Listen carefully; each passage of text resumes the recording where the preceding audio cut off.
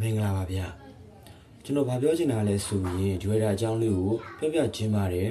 ဒီတစ်ချိန်လေး Ranier Director ပြန်ရုံးကန်ရနိုင်ရေးရှိနေပါတယ်ဒီပွဲကလာမဲ့မက်လာ9ရက်နေ့မှာပွဲတယ်ပြီးထားတာပါဒီပြန်မဲ့ဖာတိုက်က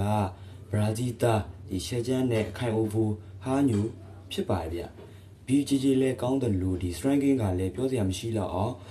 Director တဲ့အများကြီးဒီပိုတာနေတယ်ဗျအသက်ကလည်း32နှစ်ပဲရှိသေးတယ် UFC မှာတပွဲပဲရှုံးထားဘူးတယ်ဗျအဲ့ဒီဘက်က ranking ထိပ်ဆုံးအဆင့်ကတစ်ကဖြစ်တဲ့ဒီ Naudin Imavov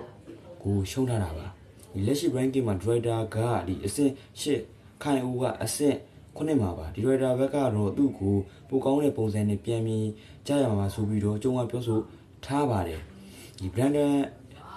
Elan နဲ့ပွဲမှာဝိရှာတာများသွားလို့ရက်လည်းမကောင်းတာပါဆိုပြီးတော့လည်းအကြောင်းပြချက်ပေးရပါသေးတယ်